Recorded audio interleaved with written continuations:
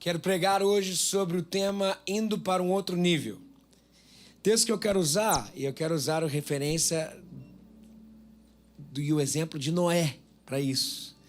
Então abra sua Bíblia lá em Gênesis, capítulo 8. Um pouquinho mais para cá, assim, eu acho. Isso, um pouquinho. Obrigado, minha irmã. Muito obrigado, gente. Vocês são queridos demais. Gênesis, capítulo 8.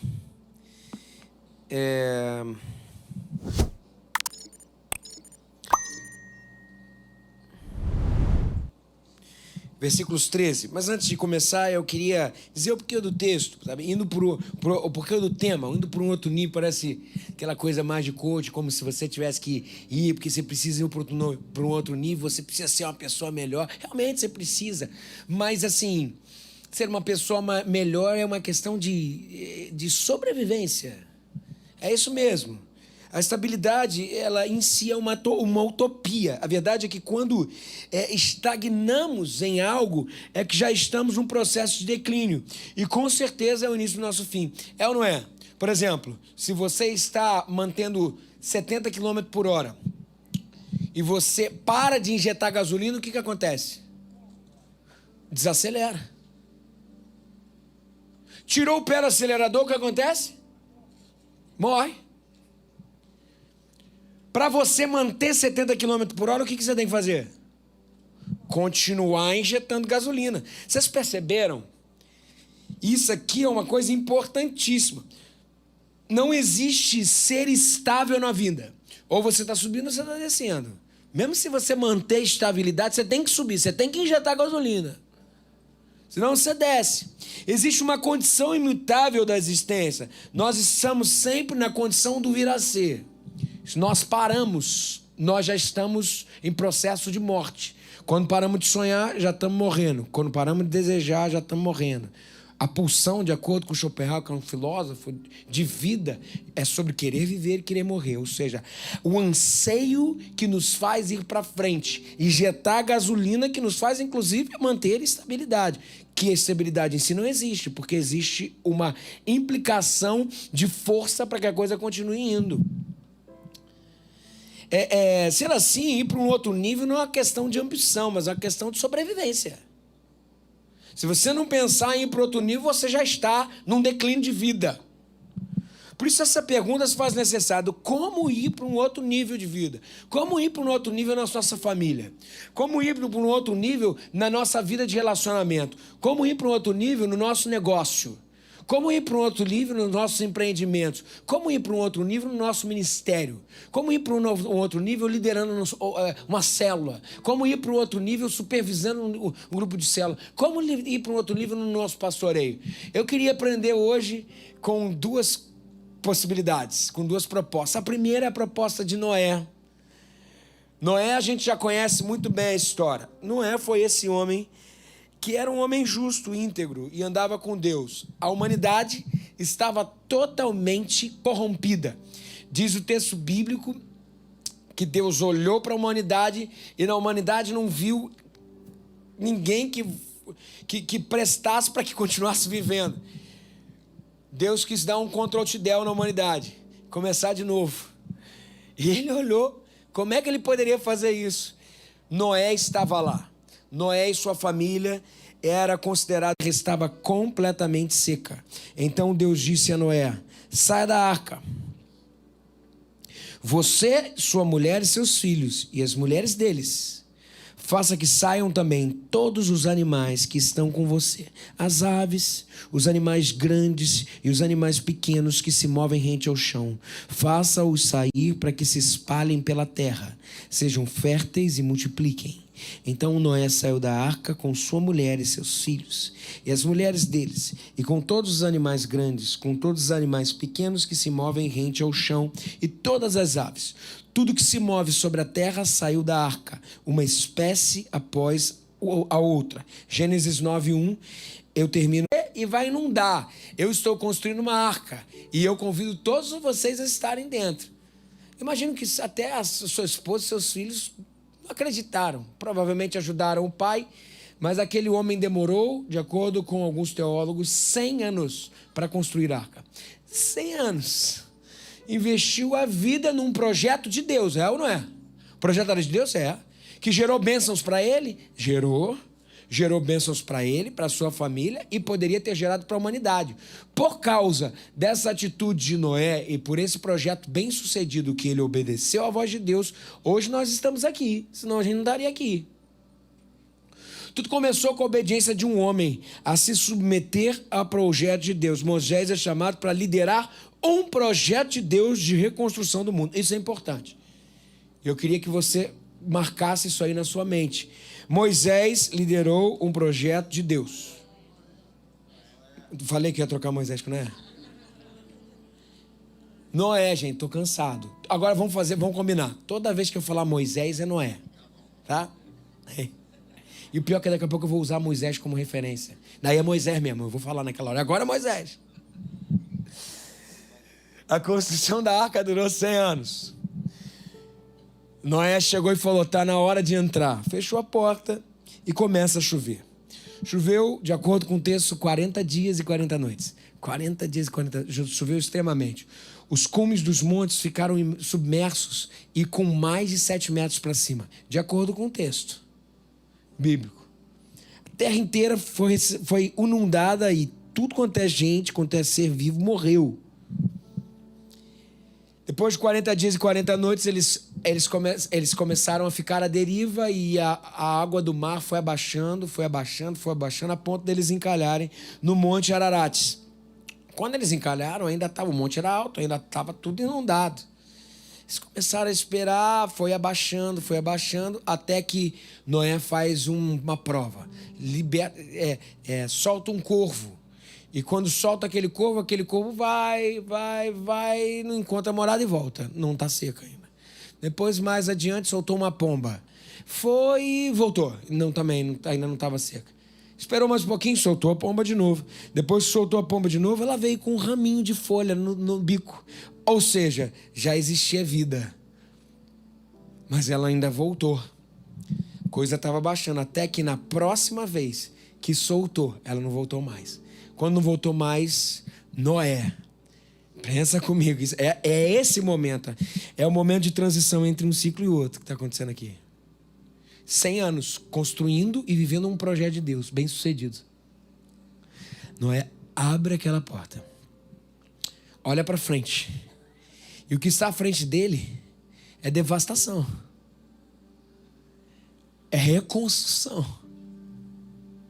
Ele abre aquela porta e escuta isso de Deus. Agora, Noé, a arca está aqui.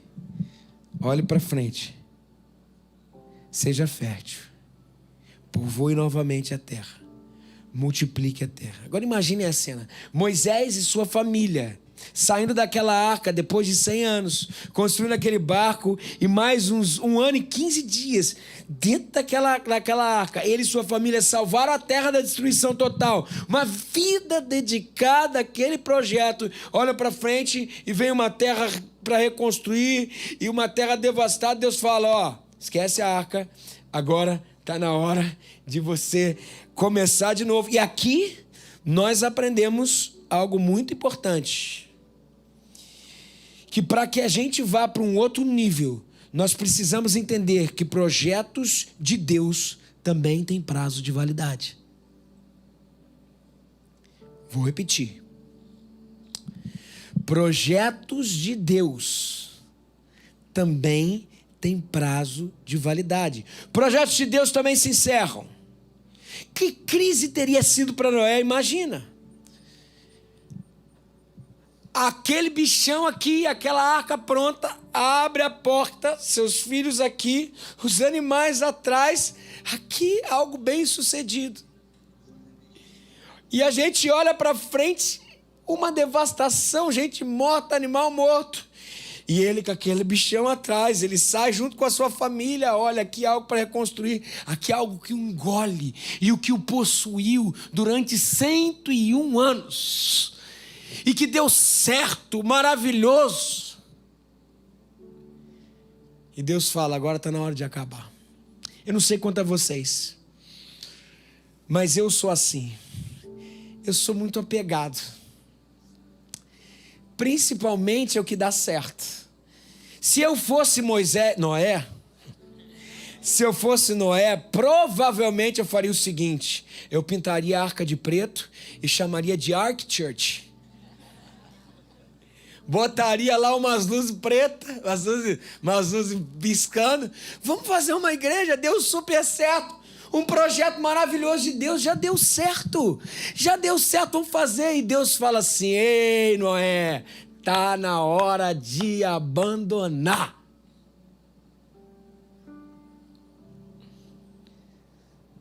Ah, meu querido, tem gente que vive à sombra de um projeto de Deus que deu certo na vida, que um dia você foi usado por Deus, muitos frutos foram gerados, mas que Deus já falou, o tempo acabou e você continua insistindo naquilo que Deus já pediu para você abandonar. E aqui a gente tem que saber diferenciar dois grandes potes que a gente muitas vezes faz confusão. De um lado nós temos o dogma. Do outro lado nós temos princípios inegociáveis. Princípio negociável é aquilo que não muda. Vou dar um exemplo. Princípio negociável é Jesus Cristo como único Salvador. Princípio inegociável é Deus é amor. Então tudo que tem morte não é Deus. Princípio negociável é Cristo como centro para sermos bem-sucedidos. E do outro lado tem o dogma. O que é o dogma? É a arca. É, para aquela dispensação, o que Deus mandou você fazer para salvar muitos. O dogma é a roupa que veste o princípio. Está muito enrolado isso, não? Vocês estão entendendo? O que isso quer dizer? A roupa eu posso mudar, eu só não posso ficar pelado. Só que esse é o maior problema. Muitas vezes nós nos apegamos tanto à arca que quando Deus manda a gente embora, a gente diz que a arca é princípio negociável. E aqui começam os nossos problemas, porque a gente faz uma adoração à arca. E a arca tem que ser deixada.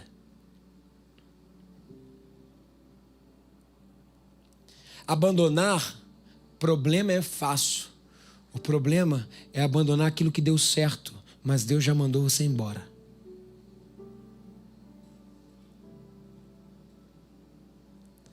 Ah, meu querido, cuidado para não chamar de princípio inegociável só aquilo que é uma arca que você precisa deixar para trás.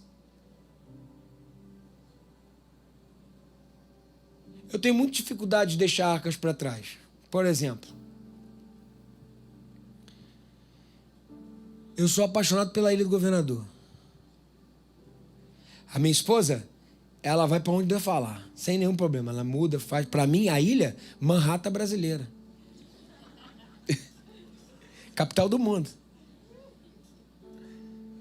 Fala que a Baía de Guanabara é poluída para mim não, que eu fico triste com você. Pô, eu tomo banho na Baía, você não tomando? Quem toma banho na Baía de Guanabara aqui? Eu tomo, obrigado. Tem alguém ali, meu Deus do céu. Eu tomo, faço assim com a água assim, ó. Não, brincadeira.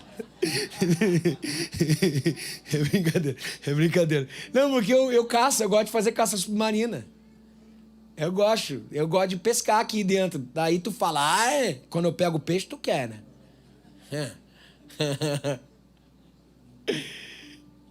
Só que se um dia Deus me chamar para ir embora, isso aqui é a arca. Eu tenho que ir. Eu não quero, não.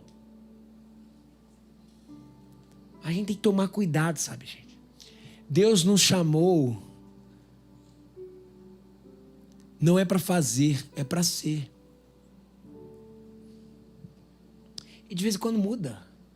E a gente tem que lidar com essa instabilidade. Isso é normal. Vocês vão ver que, inclusive, esse é o projeto de Deus para o resto da nossa vida. Essa é a verdade. Para o resto da nossa vida. Deve ter sido muito frustrante para Moisés, para Noé. Deve ter sido muito... Toda vez que falar Moisés é Noé, tá, gente?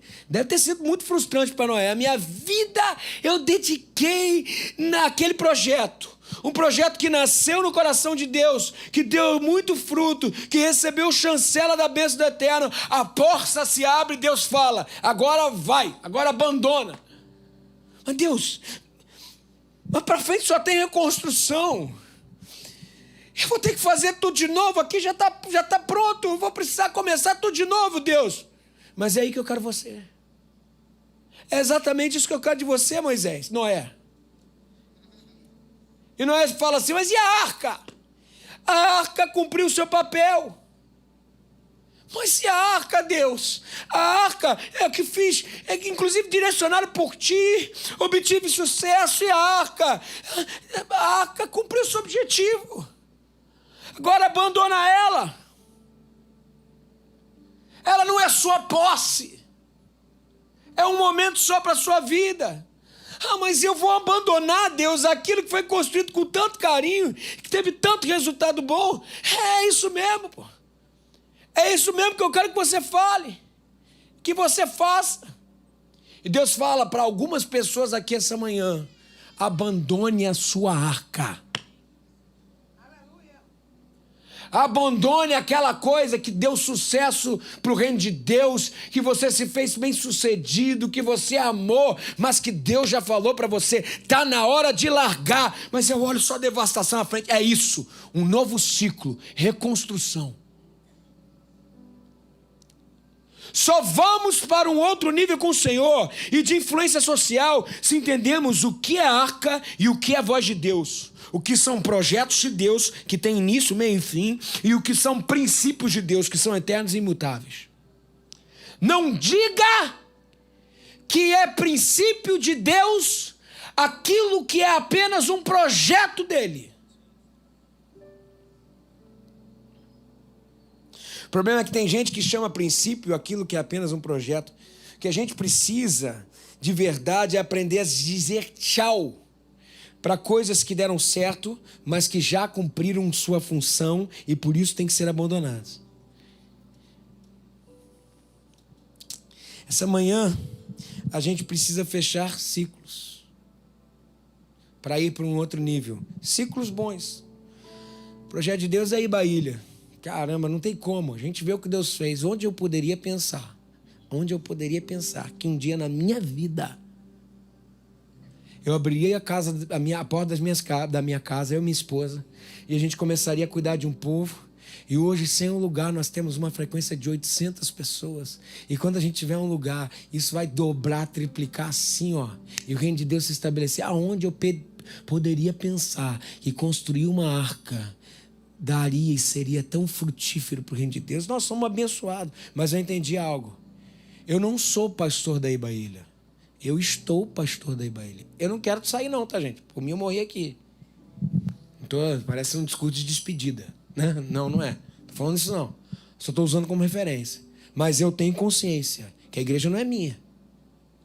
Eu tenho consciência que eu sou do Senhor. Eu tenho consciência que se tiver que construir de novo, eu construo. Sabe? Eu sou ministro do evangelho, eu não sou pastor da Ibaília. A igreja não é minha, e se Deus quiser me levar para outro canto, eu vou. Eu não posso chamar de algo imutável aquilo que é apenas uma arca. O problema é que a gente se apega tanto às arcas que a gente quer fazer morada nelas. Mas a gente esquece que se a gente quer ser como Cristo, ser do Senhor, nós temos que ter uma percepção e uma condição de agir. João 3,8. Os que são guiados pelo Espírito são como o vento, que não sabem nem para onde vem, nem da onde vem, nem para onde vão. Assim são os que serão guiados pelo Espírito. Agora sim, Moisés. Eu uso Moisés como referência. Moisés foi chamado para construir uma arca. Mas antes, isso, não, agora eu estou usando uma metáfora, tá, gente? Tá certo.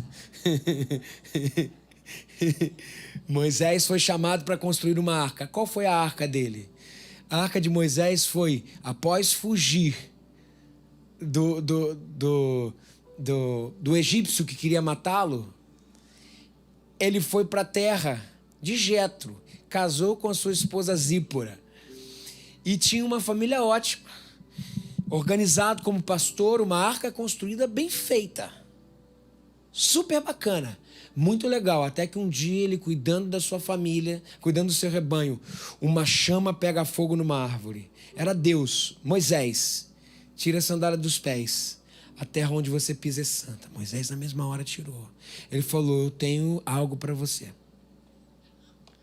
Você vai libertar o meu povo. Como? Eu, Senhor? Mas eu não sei nem falar direito, sou gago, pô. Não, eu te boto teu parente, se ele vai lá, Arão, ele vai contigo, fica tranquilo.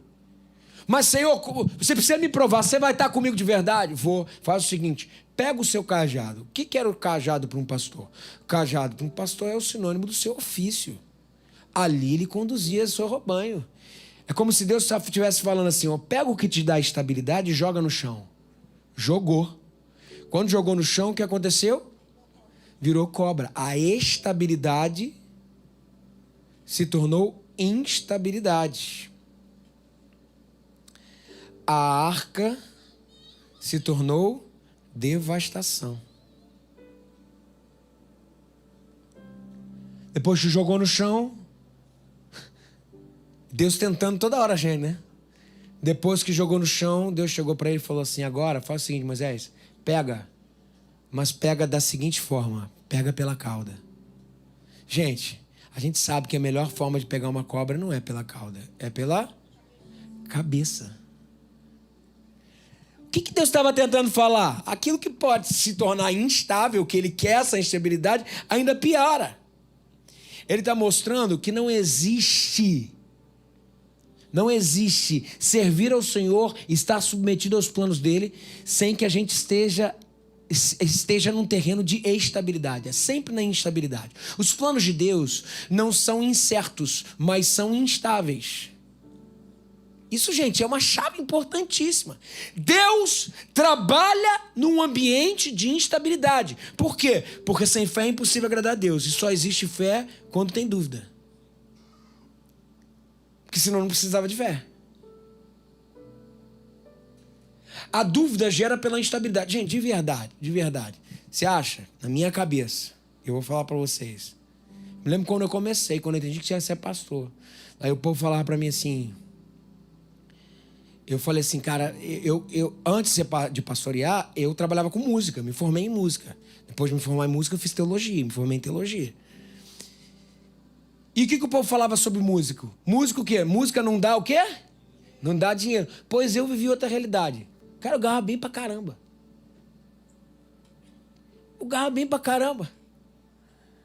Aí Deus vem e fala assim, cara, destrói essa arca. Tadinha da minha mãe já passou altas... Primeiro, quando eu falei, mãe, eu vou ser músico, minha mãe fez assim... Daí, quando a música deu certo, deu certo, caramba, que legal. Mãe, deu ruim. Eu vou pastorear. Eu lembro quando cheguei na igreja, eu vim como voluntário. Eu entendi que era direcionamento de Deus. Eu comecei ganhando R$2.000. Até hoje, eu vivo bem apertado. Mas eu percebi que não existe plano de Deus sem instabilidade. Aí a gente fala assim, vamos construir uma igreja, que precisa. Quanto que é? Perto de 3 milhões. Só tem dinheiro até dezembro. Gente, no início do ministério, isso para mim era um negócio, que gerava um negócio aqui dentro, meu. Meu pai já chegou para mim e falou, filho, eu não quero enterrar você não. Aí eu aprendi com um pastor mais antigo. Ele chegou para mim e falou assim, aprendi não, tô aprendendo, não sou bom nisso não, tá?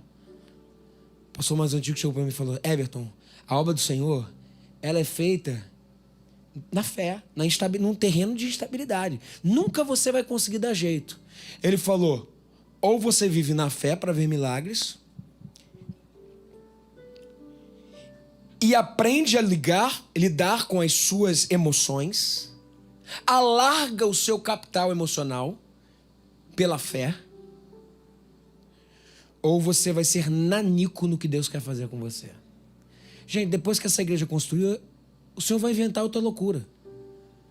Porque Deus só trabalha na loucura. Deus só trabalha em cajados que se transformaram em cobra. Vocês entendem? Gente, isso é demais. Eu estou aprendendo. Emocionalmente eu estou aprendendo. Se nós quisermos ir para um outro nível no Senhor, nós precisamos lidar com os cajados que são jogados ao chão e são transformados em cobra. E nós precisamos aprender a pegar do jeito de Deus. Não é pela cabeça, você não tem o controle. É Ele quem tem o controle. É Ele quem faz. É Ele quem te leva para um outro nível. O que Ele quer de você é fé, que é a irmã gêmea da instabilidade. Não estou dizendo que é fácil, não. Mas é a única forma. É a única forma. Aprenda a viver nesse ciclo. Construa o arca em obediência a Deus. Abandona o arca para construir a partir do caos. Esse é o ciclo. Construa o arca em obediência a Deus. Acabou o ciclo, eu abandono a arca e começa o caos. Construo, começa o caos. Abandono, começa o caos. Construa a arca em obediência a Deus, abandona a arca para construir a partir do caos. Isso gera dependência, isso gera fé, isso agrada a Deus. Aprenda a viver na instabilidade. A insegurança, a instabilidade gera dependência. A dependência gera dúvida, porque não está na tua mão. A dúvida gera fé. E sem fé é impossível agradar a Deus. Não é fácil, não. Gente, aprenda a viver esse ciclo. Para irmos para um outro nível com Deus, precisamos sempre estar dispostos a jogarmos os nossos cajados ao chão para se transformar em cobras. É isso que gera fé, é isso que nos leva para um outro nível. Aprenda a lidar com as cobras que são resultado das varas que você lançou ao chão por ordem de Deus. Saia da sua zona de conforto. Deus só usou gente dependente, que literalmente não tinha tudo abraçado, não tinha controle e domínio sobre tudo. Eu me lembro de Josué. Moisés assumiu o povo, abriu o Mar Vermelho, começou a liderar o povo em direção à Terra Prometida. Chegou um momento que ele já estava velhinho, às vésperas de entrar na Terra Prometida, e acontece algo. Moisés fala, meu tempo acabou. Chamou Josué diante do povo, consagrou Josué e falou, você vai me substituir. O povo inteiro disse amém. Josué não fez nada enquanto Moisés estava vivo. Quando Moisés morreu, Josué continuou sem fazer nada, durante um bom tempo. Por quê? Como é que você substitui um homem como Moisés? Jesus foi comparado a ele, libertador. Tradição mosaica. Como é que eu vou substituir? Josué capítulo 1 narra que Deus começa o livro do próprio Josué falando a Josué, Josué, Moisés morreu, agora vai e passa o Jordão. Por que Deus falou para Josué que Moisés morreu? Josué não sabia? Não, sabe por quê? Ele estava falando assim, levanta, cara, levanta. Construa esse novo ciclo. Levanta, faz alguma coisa. Quantos que estão aqui hoje que Deus fala que tem que sair da sombra da sua liderança, da sua história, do seu passado, a sombra daqueles que fizeram algo alguma vez, você tem que estar ali no rastro e começar a tomar ações da sua história. A mesma coisa aconteceu com Gideão. Gideão era da menor tribo, era um homem que duvidava da capacidade que ele tinha. E o que aconteceu é que Deus o chamou para liderar os israelitas contra os midianitas. Mas Gideão teve que superar as suas dúvidas e sair da sua zona de conforto para liderar o exército de Deus para a vitória. Ei, a gente aprende que a gente precisa parar de postergar o que Deus tem nos chamado para fazer. O que Deus tem te chamado para fazer que você tem postergado. A mesma coisa aconteceu com Davi. que teve que sair da sua zona de conforto, assim como Gideão, assim como Josué. Davi era um jovem pastor e foi escolhido por Deus para ser rei de Israel. Ele teve que sair da sua vida simples e enfrentar muitos desafios e perigos, inclusive um gigante, que finalmente, após essa guerra contra o seu gigante, o gigante Golias, se tornou rei. A história de Davi começa com a sua unção por Samuel para ser rei de Israel. Só quem era rei era Saul. Foi necessário um gigante, que depois que ele... Um gigante, uma boa capacitação, uma pedrada bem dada, para que o povo clamasse e cantasse. Saul matou milhares, mas Davi 10 milhares. A partir dali, ele foi reconhecido. Ei, para de chamar problema de problema. Para de chamar de gigante de paralisante. São os gigantes que Deus coloca na tua frente que vão te levar a ser rei. Saia da sua zona de conforto. Saia desse lugar de letargia. Para sermos levados a um outro nível. São os problemas e adversidades que, bem enfrentada, com uma pedrada certa e com uma capacidade certa, que vão fazer que a gente chegue onde Deus quer para a gente. E agora sim, eu volto para Noé. Para a arca. Para ir para um outro nível, nós precisamos saber lidar com o nosso sucesso e não fazer dele um Deus que não possamos abandoná-lo. Para ir para um outro nível, nós precisamos entender que ciclos vitoriosos também se fecham. Quais são as arcas na sua vida, ou seja, os sonhos de Deus que você já viveu em obediência e frutificaram, mas que hoje precisam ser abandonadas?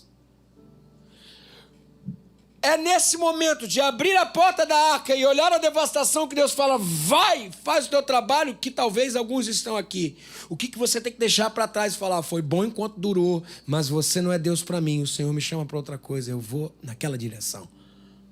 Quais são? Não faça da sua arca um ídolo que não deixa você seguir adiante para o que Deus quer. Essa é a primeira coisa. Primeiro ponto é a má relação com a promessa de Deus que deu certo. Que a gente não deixa. Já expirou, tem prazo de validade, a gente continua lá. O segundo ponto que eu quero trabalhar para irmos para outro nível é a má relação com o passado. É isso. Não podemos ser leais às mágoas do passado. As mágoas do passado. Eu queria te dar uma dica importante que quem fez foi o apóstolo Paulo. Como nos livrar dessa mágoa do passado? Efésios capítulo 4, versículo 31 diz o seguinte: livrem-se de toda amargura. Livrem-se de toda amargura, mágoa, indignação e ira, gritaria e calúnia, bem como de toda maldade. Livrem-se de toda amargura. Ou seja, quem é responsável de tirar a amargura de dentro de mim? O texto já fala, sou eu mesmo. Livrem-se de toda amargura. Eu sou o responsável. Mas como fazer? O antídoto está no próximo versículo. No versículo 30 diz o seguinte: sejam bondosos e compassivos uns para com os outros. Perdoem-se mutuamente, assim como Deus perdoou vocês em Cristo. Mas como assim? Se eu estou magoado com alguém, eu vou ser bondoso com ele? É isso que o texto está falando? Está pedindo para ser falso? Olha aqui, sejam bondosos, compassivos. Como é que eu vou ser bondoso e compassivo se dentro de mim eu estou amargurado? E aqui o apóstolo Paulo, e inclusive a psicologia comportamental, vem corroborar com o texto bíblico. Nos coloca diante de uma realidade importantíssima, um princípio importantíssimo. Não se cura dentro sem ação fora. Vou repetir. Não se cura dentro sem obediência à palavra. A ação em obediência cura o coração. Trocando em miúdos. Faça antes de sentir. Não espere sentir para fazer. Faça antes de sentir. Não espere sentir para fazer. Quer ver um exemplo? Pedro pescou a noite inteira. Chegou Jesus e falou assim: Pedro, faz o seguinte, joga a sua rede para o outro lado. Pô, o cara era pescador, pô. O cara sabia tudo. Jesus não era. Aí Pedro falou, tá bom, percamos nada, mas sob a sua palavra, olha, a obediência. A minha sensação é, não tem nada, pô. Estou frustrado aqui. Mas pela sua palavra, eu ajo. Pescou. Pescou bastante. Os 10 leprosos vieram a Jesus e falaram: mestre, nós queremos ser curados. Jesus falou para você: não vou te curar não. Vai em direção ao sacerdote, se apresenta a ele. Você não pode me curar? Por que eu tenho que ir até lá? O texto diz que no caminho as chagas foram começando a sair. Obediência à palavra. Olhe para a sua mágoa, para a sua situação mal resolvida e resolva acabar com a dívida de quem te feriu.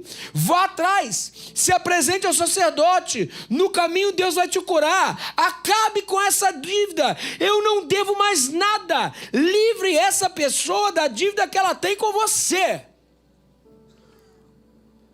O problema, gente, é que a gente esquece que tanto perdão quanto graça, eles vêm da mesma raiz grega. Uma é carizomaia, a outra é caris. E o que é graça? É o quê? Favor imerecido. Ou seja, a graça é irmã gêmea do perdão. Muitas vezes nós tratamos o perdão no critério do mérito. Por isso que é difícil de perdoar. Como que eu vou perdoar um cara que me abusou? Como vou perdoar a pessoa que me fez algum mal? Nós estamos na categoria do mérito. O que Deus está falando para mim e para você é: a gente tem que sair dessa categoria do mérito. Perdão é da categoria da graça. É favor imerecido. A gente dá para ser curado. A gente faz para ser curado. Enquanto você ficar no mérito, você nunca vai conseguir liberar perdão. Nunca. Sabe por quê? Porque o que essa pessoa merece não é perdão. O que essa pessoa merece de fato e de verdade é receber a culpa. Graça, agora, isso é forte. O perdão não faz justiça. O perdão não faz justiça. Coletivo de carro. Carrão. Coletivo de homem. Mesarrão. Gente, eu tô falando, eu tô cansado demais. Obrigado. Aumentativo de carro. Pode ser superlativo? É superlativo? Obrigado aqui o professor. Superlativo de carro. Superlativo de homem. Superlativo de perda. Perdão. Perdão é uma perda grande. Só que se a gente não se livra dela, quem morre é a gente. Inclusive essa era a história da penitência de alguém que matava alguém na Grécia. Antigamente, quando alguém matava alguém na Grécia, o assassino era condenado, sabe a quê? A andar com o cadáver nas costas de quem ele matou. E ele ia para tudo quanto é lugar carregando aquele cadáver. Sabe o que acontecia? Aquele corpo que estava morto apodrecia ele e morria os dois. Quando a gente não perdoa, nós carregamos defunto que vai nos apodrecer. E a gente vai morrer. Meu querido e minha querida, nós precisamos reconhecer algumas coisas, que os valores do reino são diferentes da sociedade. A sociedade fala para você: odeie, vingue-se, machuque. Os valores do reino dizem o contrário: tenham paz, perdoem, joguem o sangue de Jesus nisso tudo. Perdão não trabalha nos critérios da justiça, mas trabalha no critério da justificação. Você está dizendo assim: mas peraí, então quer dizer que eu tenho que deixar? Isso não é justo. Não.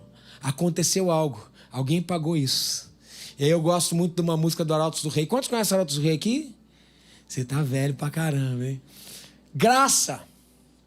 Simples assim. Perdão se recebe, se aceita, enfim. Pecado não se discute. Pecado se paga. Justiça. E ele termina dizendo: mas Cristo pagou por mim. Justificação. Ele tomou sobre si as nossas dores. Muda. Enquanto você não entender que perdão não tem a ver com mérito, tem a ver com graça, você vai carregar defunto nas costas. Você vai morrer. perdoe se o ofensor como Deus nos perdoou. E aqui eu termino com essa grande metáfora. Jesus nos ensinou a sua parábola. Mateus capítulo 18, ele fala assim: por isso, versículo 23, o reino dos céus é como um rei que desejava acertar contas com seus servos. E quando começou o acerto, foi trazido à sua presença um que lhe devia uma enorme quantidade de prata. Vou te mostrar quem são os personagens aqui. Primeiro, o rei é Deus. Aquele que devia uma enorme quantidade de prata que não dava para pagar, sou eu e você. E aí ele vai discutir aqui, ó. Como não tinha condição de pagar, a gente não tinha condição de pagar pelo que nós fizemos com Deus, o Senhor ordenou que ele, sua mulher, seus filhos e tudo que ele possuía fossem vendidos para pagar a dívida, ou seja, pagaríamos com a vida. É isso que Jesus está falando aqui. O servo, eu e você, prostramos-se diante dele e lhe implorou: tenha paciência comigo, eu te pagarei tudo. Tenha paciência comigo, eu te pagarei tudo. E o senhor daquele servo teve compaixão dele, cancelou a dívida e o deixou ir. Compaixão, sabe o que ele fez? Abriu mão, deixou ir. Tem alguém te devendo? Não te falo só financeiramente, em qualquer instância da vida. Tem alguém te devendo? Eu vou ser claro para você: abra mão, joga esse defunto fora, não guarde na gaveta as lembranças. Aquele anel falso de compromisso que você guardou, aquele teu namorado te jurou amor, você guardou e falou um dia ele vai voltar, ele já casou, você torce para acabar o casamento.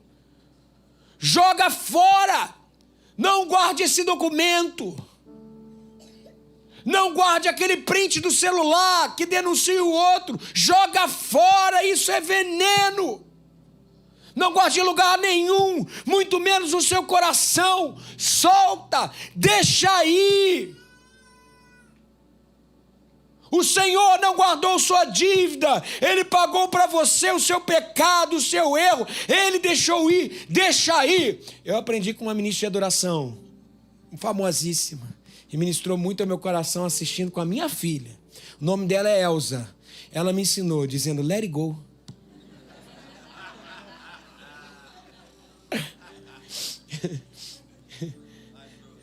Let it go, cara. Deixa aí, deixa aí, deixa aí. Você está solteiro e até hoje porque alguém te jurou amor, ele já se casou e você torce para dar errado. Deixa ele ser feliz, deixa ele ir, deixa ele perdoar, é deixar ir. É isso que o rei Deus fez com a gente que devia muito.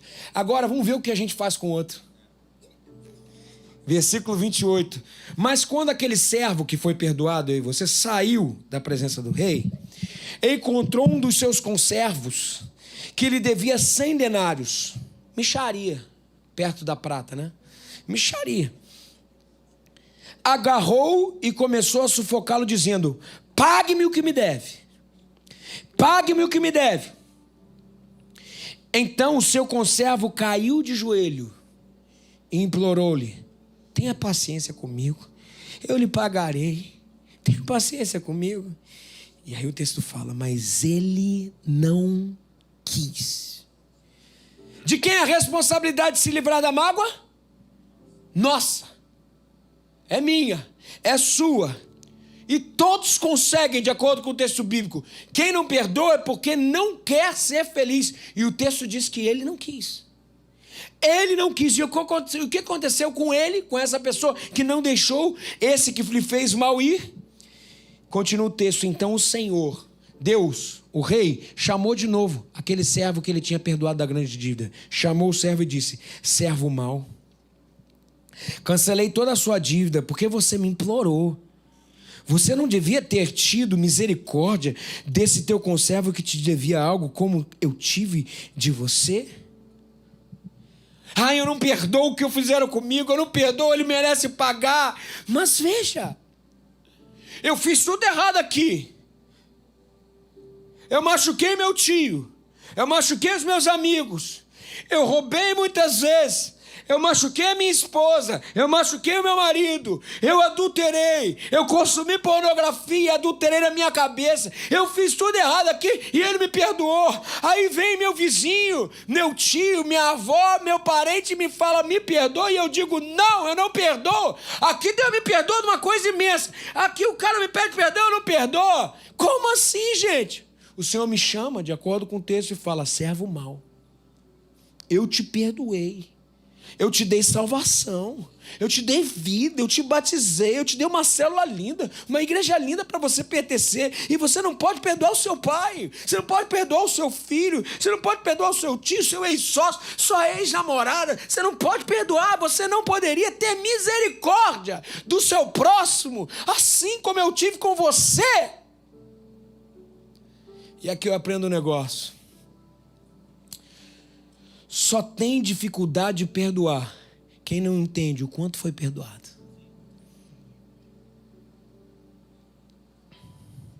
Mas quem já foi perdoado por Deus já está lotado de perdão.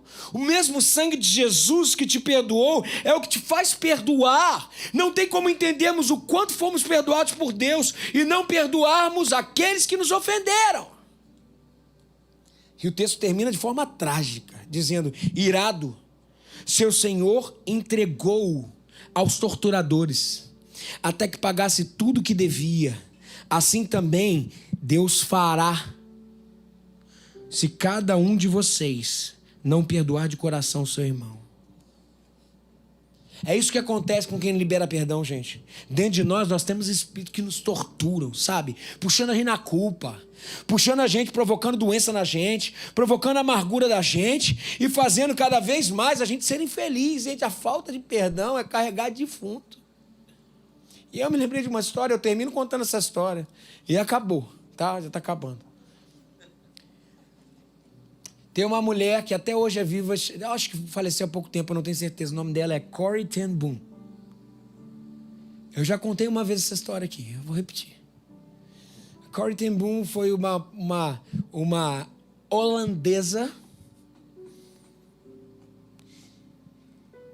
que, junto com sua irmã e seu pai, tinha um comérciozinho, mas na sua casa fizeram uma parede falsa para abrigar os judeus na época do nazismo. E ela começou a colocar os judeus para viver na casa dela na parede falsa. Eles foram denunciados. O Terceiro Reich foi lá, os soldados, e prenderam ela, sua irmã e seu pai. Foram para o campo de concentração. Sofreram a pior coisa que eles podiam, as piores coisas. Passaram como todos passaram. A sua irmã morreu no campo de concentração.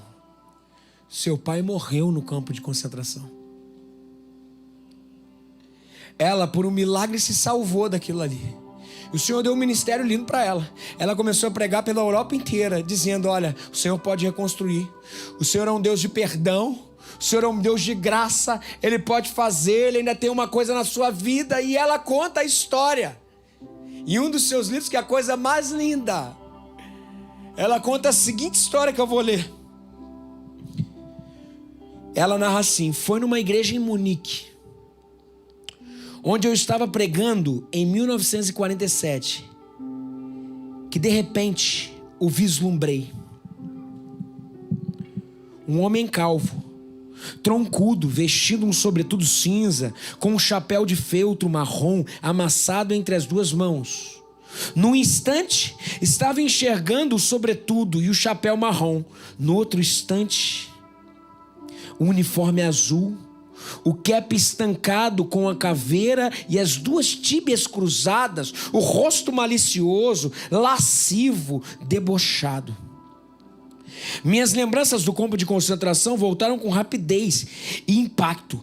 A sala enorme, com as severas luminárias no teto. A pilha patética de vestidos e sapatos no centro. A vergonha de ter que passar nu diante desse homem. Pude ver o vulto frágil de minha irmã à minha frente. Costelas furadas. o fino pergaminho de sua pele. Betsy, minha irmã, e eu havíamos sido presas por termos escondido judeus na nossa casa por ocasião da ocupação nazista da Holanda. E durante a Segunda Guerra, esse homem fora um dos guardas no campo de concentração de Ravensbrück, para onde fomos enviadas. Agora ele estava ali diante de mim. No final do culto, sua mão estendida, e me disse: que bela mensagem, Foran. Que bom saber, como disse, que nossos pecados estão todos no fundo do mar, não é mesmo? E pela primeira vez desde a minha soltura, eu estava frente a frente com um dos meus algozes. O meu sangue parecia ter congelado. Foran, você mencionou Ravensbrück na sua palestra? Ele dizia: fui guarda lá. Mas depois disso, continuou, tornei-me cristão. Eu sei que Deus me perdoou pelas coisas cruéis que eu cometi lá, mas eu gostaria de ouvi-lo da sua boca. Foran, com a mão estendida outra vez: você me perdoa? Eu fiquei ali paralisada. Eu não podia fazer isso. Minha irmã Betsy morrera naquele lugar. Sabe que ele podia pagar? Será que ele podia pagar com a morte da minha irmã, terrível e prolongada, simplesmente porque pedia perdão para mim? Eu achava que já perdoara todos, pregava sobre isso por toda parte, e eu, exemplo de perdão, não conseguia perdoar quando encarava meu ofensor de carne e osso da minha frente. Não podem ter passado mais que alguns segundos, aquele homem em pé com a sua mão levantada, mas para mim parecia uma batalha de horas, enquanto eu enfrentava a coisa mais difícil que tive que fazer em toda a minha história. Eu não tinha opção, eu sabia disso. A mensagem do perdão de Deus possui um pré-requisito: que perdoemos a todos que nos feriram. Se não perdoardes aos homens, afirmou Jesus, tampouco o vosso Pai vos perdoará das vossas ofensas. E assim, lá estava eu com o coração dominado de frieza. Entretanto, e eu friso o que ela falou aqui, perdoar é um ato da vontade, e a vontade pode funcionar indiferentemente da temperatura do coração. Jesus, ajuda-me, suplicou aquela mulher. Eu posso apenas levantar a minha mão, pelo menos isso eu posso fazer, e dar-me o sentimento depois. Olha o que ela falou, que acabamos de pregar. Então, sentindo-me como um robô, coloquei minha mão mecanicamente na mão daquele homem que me estendia. E enquanto fiz, algo incrível aconteceu. Uma corrente começou no meu ombro, correu pelo meu pescoço e saltou pelas nossas mãos unidas. Em seguida, esse calor restaurador parecia inundar todo o meu ser, trazendo as lágrimas aos meus olhos. Eu te perdoo, meu irmão. Eu te perdoo, meu irmão, com todo o meu coração. Sabe, por um instante, segurávamos as mãos um do outro.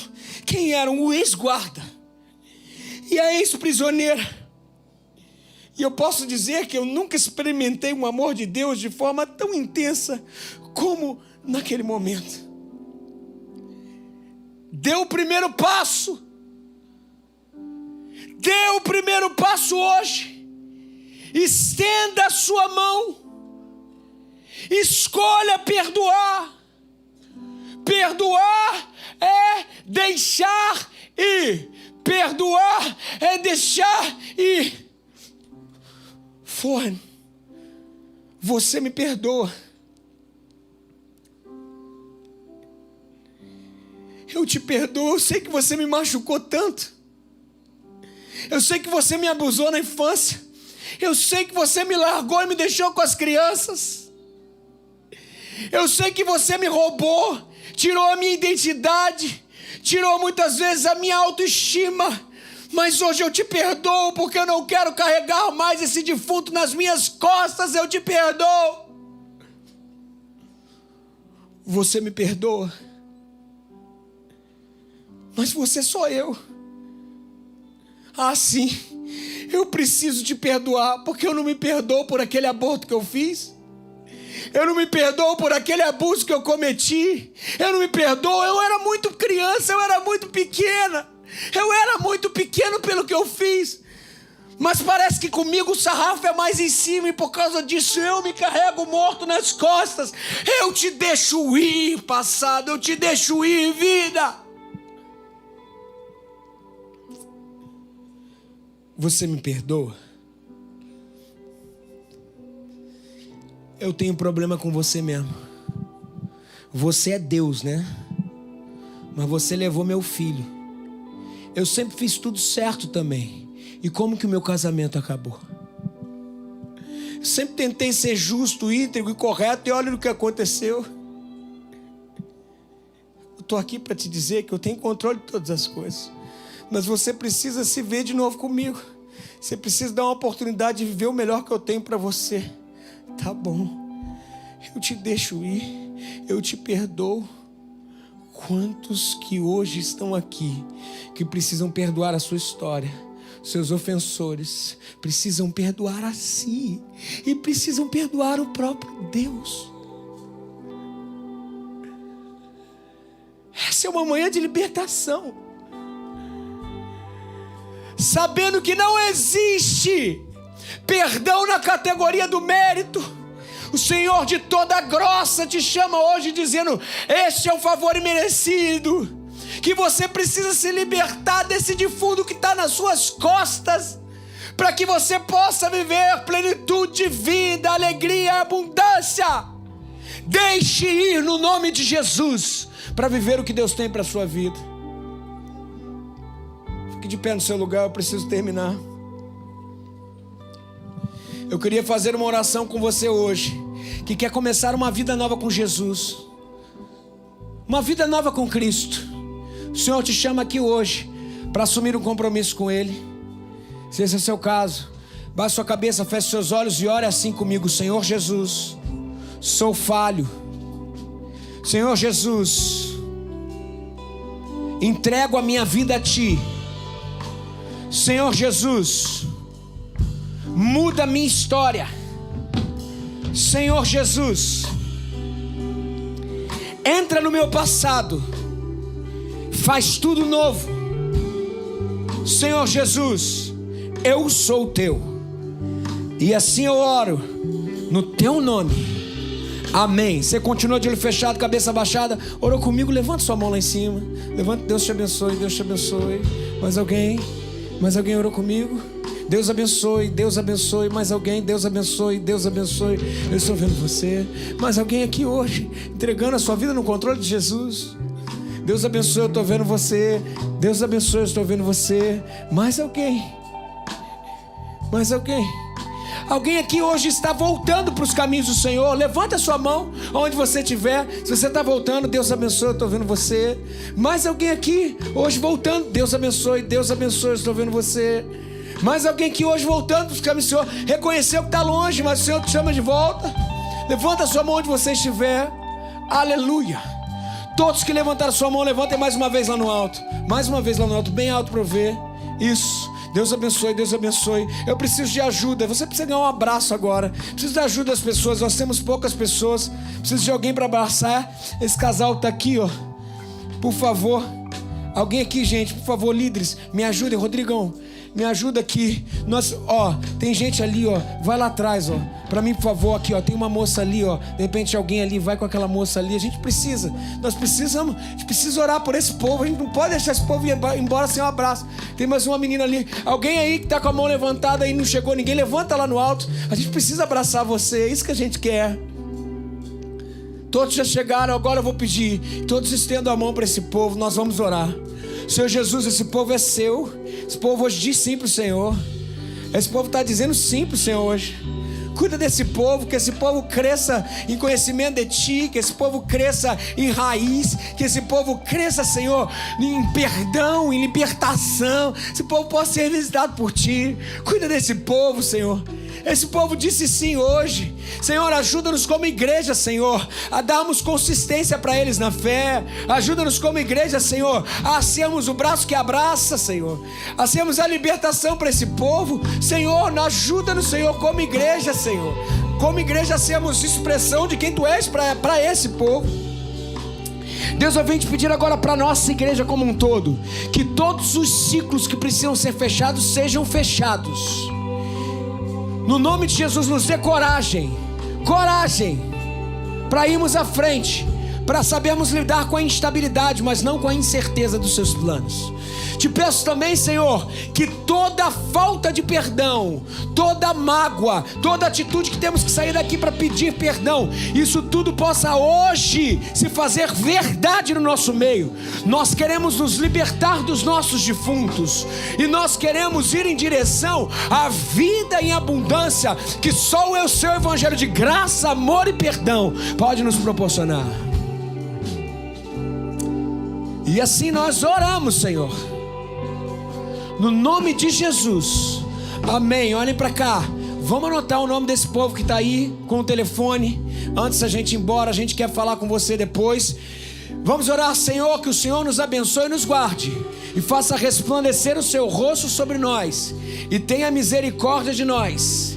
Que o Senhor sobre nós levante o Seu rosto e nos dê a paz. E assim nós oramos no nome de Jesus, amém. Vamos aplaudir o Senhor, gente. Excelente semana, que Deus abençoe vocês. Qual é a música? Em fé.